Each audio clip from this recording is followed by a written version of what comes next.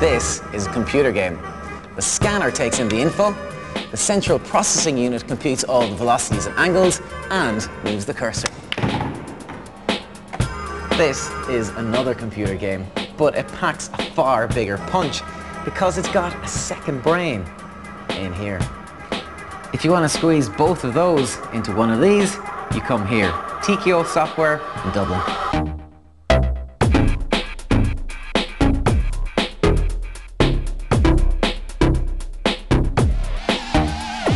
We develop games for mobile phones. We'll take a license off a publisher from the PC console world, and then we'll translate that game onto a mobile phone. The latest game that we've launched is a game called Tenchu Wrath of Heaven.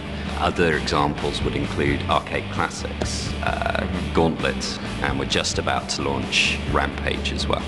So how do you go about designing a game then? We have a guy called a games designer, and he'll produce a games design document which is basically outlining what the story will be for the game, what the game mechanics are, what makes a game fun, how do you win the game, how do you lose the game. Then we take it into production, and production is where the artists begin putting all the different backgrounds, overlays and characters together. This PC has 1,000 megabytes of RAM running at 3,000 megahertz.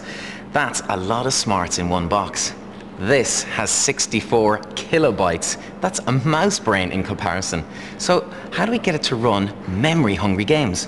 We have all these tools that we write to crunch the images down and optimize them. We also keep the amount of colors in the picture down to a minimum as well, without making it look terrible. We tend not to worry too much about the sounds in the game, because quite often you don't play your game on a phone with sounds on.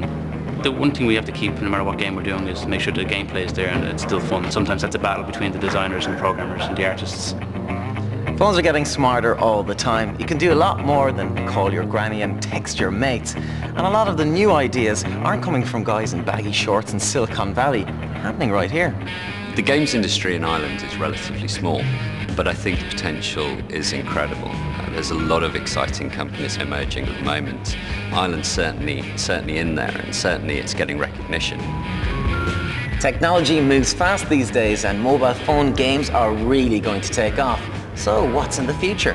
What's coming down the pipeline now is the games that are running in 3 dimensions. It's like Tomb Raider or something like that running on your phone.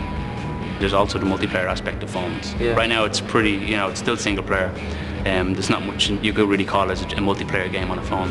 But technologies like Bluetooth, that we're all sitting in a room now, we're often Bluetooth-enabled phones, and all play into one game. That's exciting as well. And the good thing about mobile phone development is that the technology out there is free to download. You could download it now, tonight, and start making games tomorrow. Mobile phone gaming is expected to be worth $10 billion by the year 2010. If I were you, I'd hit the books now and put a deposit on those baggy shorts.